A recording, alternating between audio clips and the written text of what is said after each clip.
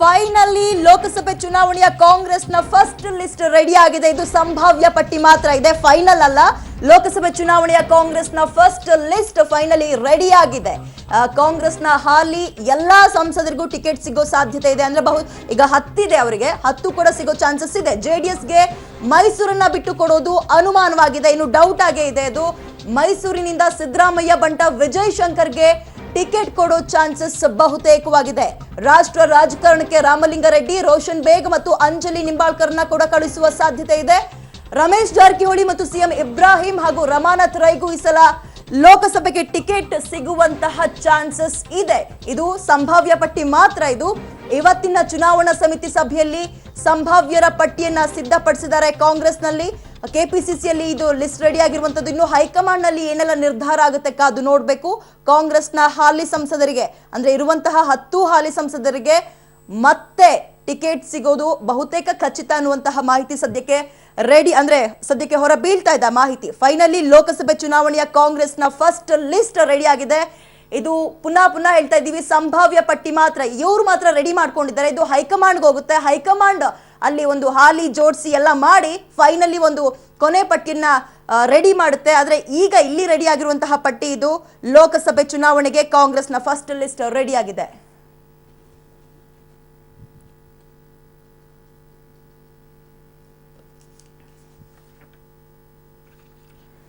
ಹಾಗಾದ್ರೆ ಕಾಂಗ್ರೆಸ್ನ ಸಂಭಾವ್ಯ ಪಟ್ಟಿಯನ್ನು ನೋಡ್ಕೊಂಡು ಹೋಗೋದಾದ್ರೆ ರಿಜ್ವಾನ್ ಅರ್ಷದ್ ಬೆಂಗಳೂರು ಕೇಂದ್ರ ಲೋಕಸಭಾದಿಂದ ಯಾರೆಲ್ಲ ನಿಲ್ಬಹುದು ಅನ್ನೋದಕ್ಕಿದು.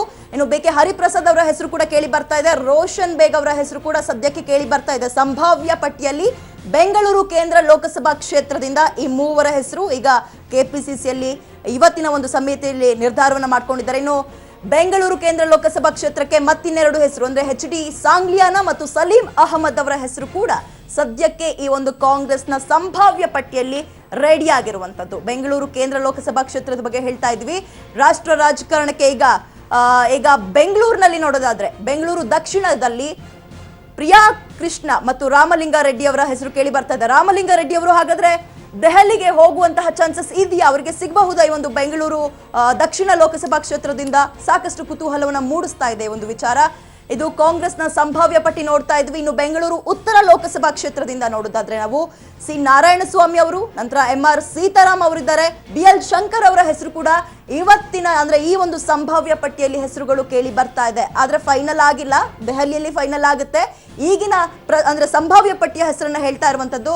ಇನ್ನು ಮೈಸೂರು ಲೋಕಸಭಾ ಸಾಕಷ್ಟು ಕುತೂಹಲ ಮೂಡಿಸ್ತಾ ಇದೆ. ವಿಜಯ್ ಶಂಕರ್, ಸಿದ್ದರಾಮಯ್ಯ ಅವರ ಬಂಟ ವಿಜಯ್ ಶಂಕರ್ ಅವರಿಗೆ ಸಿಗಬಹುದಾ ಅಥವಾ ಸೂರಜ್ ಹೆಗಡೆ ಅವರಿಗೆ ಸಿಗಬಹುದಾ? ಹೀಗೆ ಸಾಕಷ್ಟು ಕುತೂಹಲ ಇವರಿಬ್ಬರ ಹೆಸರು ಕೇಳಿ ಬರ್ತಾ ಇದೆ. ಒಂದು ವೇಳೆ JDSಗೆ ಬಿಟ್ಕೊಟ್ಟಿಲ್ಲ ಅಂದ್ರೆ ಮಾತ್ರ ಮೈಸೂರು ಕಾಂಗ್ರೆಸ್ನಲ್ಲಿ ಹೇಳ್ತಾ ಇರೋದು. ಇನ್ನು ಬೀದರ್ ಲೋಕಸಭಾ ಕ್ಷೇತ್ರದಿಂದ ಈಶ್ವರ್ ಖಂಡ್ರೆ ಅವರ ಹೆಸರು ಕೇಳಿ ಬರ್ತಾ ಇದೆ. ಸಿಎಂ ಇಬ್ರಾಹಿಂ ಮತ್ತು ವಿಜಯ್ ಸಿಂಗ್ ಬೀದರ್ ಲೋಕಸಭಾ ಕ್ಷೇತ್ರದಲ್ಲಿ ಈ 3 ಒಂದು ಸಂಭಾವ್ಯ ಸೇರಿಸಲಾಗಿದೆ. ಈಶ್ವರ್ ಖಂಡ್ರೆ, ಸಿಎಂ ಇಬ್ರಾಹಿಂ, ವಿಜಯ್ ಸಿಂಗ್ ಈ 3 ಹೆಸರು ಕೇಳಿ ಬರ್ತಾ ಇದೆ. ಬನ್ನಿ ಇದ್ರ ಬಗ್ಗೆ ಮತ್ತಷ್ಟು ಮಾಹಿತಿಯನ್ನು ನೀಡೋದಕ್ಕೆ ನಮ್ಮ ಪ್ರತಿನಿಧಿ ಸುಖೇಶ್ ದೂರವಾಣಿ ಸಂಪರ್ಕದಲ್ಲಿದ್ದಾರೆ. ಸುಖೇಶ್, ಫೈನಲಿ ಸಂಭಾವ್ಯ ಪಟ್ಟಿಯನ್ನ ಕಾಂಗ್ರೆಸ್ ರೆಡಿ ಮಾಡಿ ಬಿಡುಗಡೆ ಮಾಡಿದೆ. ಏನಾಗ್ಬೋದು ದೆಹಲಿಯಲ್ಲಿ ಹೋದಾಗ ಏನಾಗ್ಬೋದು ಇದು ಅಂತ?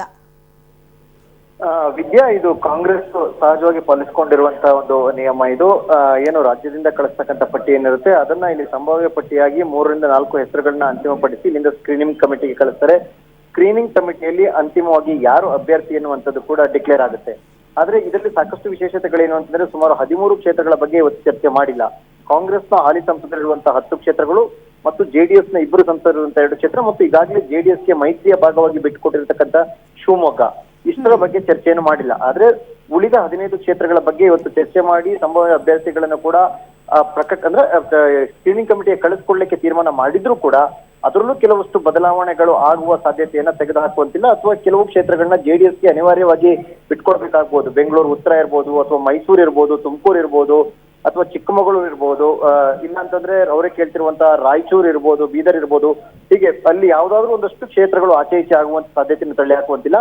ಹಾಗಂತ ಆ ಮಾತುಕತೆ ದೊಡ್ಡವರ ಮಟ್ಟದಲ್ಲಿ ಆಗೋದ್ರಿಂದ ಇಲ್ಲಿಂದ ಕಳಿಸಬೇಕಾದಂತಹ ಹೆಸರುಗಳಂದ್ರೆ 13 ಕ್ಷೇತ್ರಗಳನ್ನ ಬಿಟ್ಟು ಉಳಿದ 15 ಕ್ಷೇತ್ರಗಳಿಗೆ ಬಹುತೇಕ ಹೆಸರನ್ನ ಸ್ಕ್ರೀನಿಂಗ್ ಕಮಿಟಿಗೆ ಕಳಿಸ್ಲಿಕ್ಕೆ ಬೇಕಾದಂತ 2-3 ಹೆಸರುಗಳನ್ನ ಈಗಾಗಲೇ ಕಳಿಸ್ಕೊಳ್ಳಿಕ್ಕೆ ಸಿದ್ಧತೆಯನ್ನು ಮಾಡ್ಕೊಂಡಿದ್ದಾರೆ. ವಿದ್ಯಾ, ಸುಖೇಶ್, ಈಗ ಇವ್ರು ಏನೇ ಪಟ್ಟಿ ರೆಡಿ ಮಾಡ್ಕೊಂಡ್ರು ಕೂಡ ಫೈನಲ್ ಆಗೋದು ಡೆಲ್ಲಿಯಲ್ಲೇ. ಆದ್ರೆ ಈಗ ಸಾಕಷ್ಟು ಕ್ಯೂರಿಯಾಸಿಟಿ ಮೂಡಿಸಿರೋದು ಈ ಚಿಕ್ಕಬಳ್ಳಾಪುರ, ತುಮಕೂರು, ರಾಯಚೂರು 3ರಲ್ಲೂ ಕೂಡ ಹಾಲಿ ಇವರೇ ಇದ್ದಾರೆ ಕಾಂಗ್ರೆಸ್ನವರು, ಬಿಟ್ಕೊಡ್ತಾರ ಹಾಗಾದ್ರೆ? ಜೆಡಿಎಸ್ ಕೂಡ ಅಷ್ಟೊಂದು ಪಟ್ಟಿಡ್ಕೊಂಡಿದೆ, ಈ ಮೂರು ಏನಾಗ್ಬೋದು ಈಗ ಅಂತ?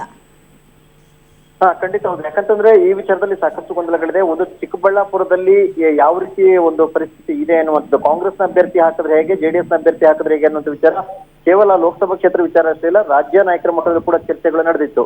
ಇನ್ನು ರಾಯಚೂರಿಗೆ ಬರೋದಾದ್ರೆ ರಾಯಚೂರಿನಲ್ಲಿ ಜೆಡಿಎಸ್ ಅಷ್ಟು ಪ್ರಬಲವಾಗಿ ಇಲ್ಲ ಅನ್ನುವಂತ ಮಾತು ಕೂಡ ಕೇಳಿ ಬರ್ತಾ ಇರುವಂತದ್ದು. ಹಾಗಾಗಿ ಅದ್ರ ಬಗ್ಗೆ ಎಷ್ಟು ಮಟ್ಟಿಗೆ ಅವರಿಗೆ ಬೆಂಬಲ ಸಿಗುತ್ತೆ ಅಂತಂದ್ರೆ, ತುಮಕೂರು ಮತ್ತು ರಾಯಚೂರಿನ ವಿಚಾರಕ್ಕೆ ಹೇಳೋದಾದ್ರೆ ಕೋಟ ನಮ್ದು, ಕ್ಯಾಂಡಿಡೇಟ್ ನಿಮ್ದು ಅನ್ನುವಂತ ಪಾಲಿಸಿ ಹಿಂದೆ ಉತ್ತರ ಪ್ರದೇಶದ ಕೈರಾದಲ್ಲಿ ಪಾಲಿಸಿದಂತ ನಿಯಮವನ್ನು ಪಾಲಿಸುವ ಬಗ್ಗೆ ಕೂಡ ಈಗಾಗಲೇ ಜೆಡಿಎಸ್ ನಾಯಕರು ಮಾತಾಡಿದ್ದಾರೆ.